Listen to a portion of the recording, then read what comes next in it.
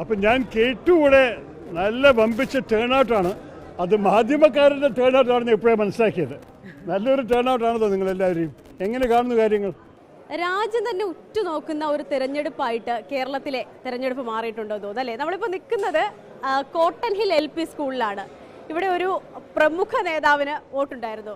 അല്ല, സത്യം പറഞ്ഞാൽ നമ്മൾ പല തെരഞ്ഞെടുപ്പ് റിപ്പോർട്ട് ചെയ്യുമ്പോഴും ദേശീയ മാധ്യമങ്ങളുടെ ഒരു കൂട്ടം നമുക്ക് അങ്ങോട്ട് നോക്കിയാൽ കാണാം. സാധാരണഗതിയിൽ ഇവിടെ നമ്മൾ തിരുവനന്തപുരത്ത് അറിയാം, PTA ഉണ്ട്, ANI ഉണ്ട്, NDTV ഉണ്ട്, റിപ്പബ്ലിക് ഉണ്ട്, ഇന്ത്യ ടുഡേ ഉണ്ട്.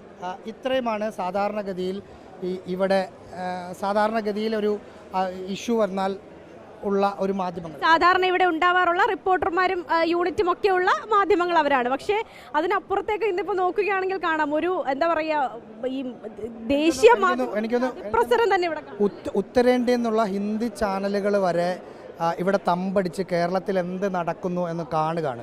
ഇതിപ്പോൾ നമുക്ക് ദൃശ്യങ്ങളിൽ നോക്കാം. ശശി തരൂരിൻ്റെ അവരെ വളഞ്ഞിട്ടിരിക്കുന്നത് ശശി തരൂരാണ്.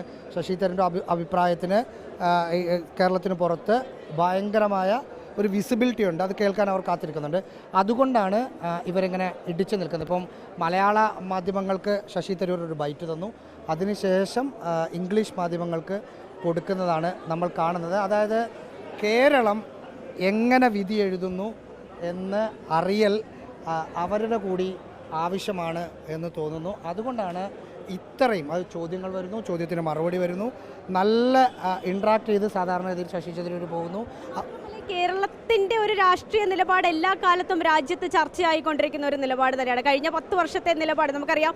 ഈ കേന്ദ്രം കേരളത്തോട് കാണിച്ച ഒരു സമീപനം, അതിനുശേഷം ഉണ്ടായപ്പോൾ ഇപ്പോൾ വയനാട് ദുരന്തം ഉണ്ടായപ്പോൾ പോലും, അല്ലെങ്കിൽ അതിനുശേഷം ഉണ്ടായ ഫണ്ടിന്റെ കാര്യത്തിലാണെങ്കിലും ഒക്കെ കേന്ദ്രം എടുത്ത നിലപാട്, കേരളം അപ്പോൾ എടുത്ത സ്റ്റാൻഡ്, ഇവിടുത്തെ മനുഷ്യരുടെ നിലപാട്, അതൊക്കെ വലിയ രീതിയിൽ ചർച്ച ചെയ്യപ്പെടുന്നതാണ്. എന്ന് മാത്രമല്ല, ശശി തരൂരിനോട് ഇവിടുത്തെ ലോക്കൽ ഗ്രൗണ്ട് പൊളിറ്റിക്സ് വരെ ദേശീയ മാധ്യമങ്ങൾ ചോദിക്കുന്നുണ്ട്. അവരത് ബൈഹാർട്ടായിട്ടാണ് വന്നിരിക്കുന്നത്. പക്ഷേ ശശി തരൂർ എല്ലാവരോടും പറയുന്ന ഒരു കാര്യമുണ്ട്, ഇവിടെ പൂട്ടിച്ച അക്കൗണ്ട് പൂട്ടിയത് തന്നെയാണ്, അവിടെ ഞങ്ങളത് തുറപ്പിക്കില്ല എന്ന ആത്മവിശ്വാസം കൂടി അദ്ദേഹം പ്രകടിപ്പിക്കുന്നുണ്ട്. BJPക്ക് ഇനിയിപ്പോൾ 1-2 സീറ്റ് കിട്ടിയാൽ തന്നെ അതിൽ പ്രത്യേകിച്ച് കാര്യമൊന്നുമില്ല. കേരള രാഷ്ട്രീയത്തിൽ ഒരു ചലനവും ഉണ്ടാക്കാൻ BJP കഴിയില്ല എന്നാണ് ഇപ്പോൾ മലയാള മാധ്യമങ്ങൾക്ക് നൽകിയ ഒരു ഇന്റർവ്യൂവിൽ. അതൊരു മുൻകൂർ ജാമ്യമായി വേണമെങ്കിൽ BJPക്കാണ്. എന്തായാലും ശശി തരൂരിനെ വട്ടം വളഞ്ഞ് ദേശീയ മാധ്യമങ്ങൾ നിൽക്കുകയാണ്. അവർ കേരളത്തിൽ എന്ത് സംഭവിക്കുന്നു, ഇവിടെ ഒരു ഇന്ത്യയിലെ ആകെയുള്ള ഇടതു ഭരണമുള്ള, കമ്മ്യൂണിസ്റ്റ് ഭരണമുള്ള ഒരു സംസ്ഥാനം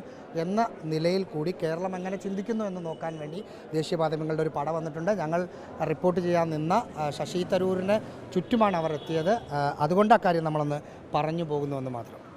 കോട്ടൺ ഹിൽ LP സ്കൂളിൽ നിന്നും വീഡിയോ ജേർണലിസ്റ്റ് സച്ചിനും അതുപോലെ തന്നെ റഹീസ് റഷീദിനുമൊപ്പം സ്വാന്തന സാജു.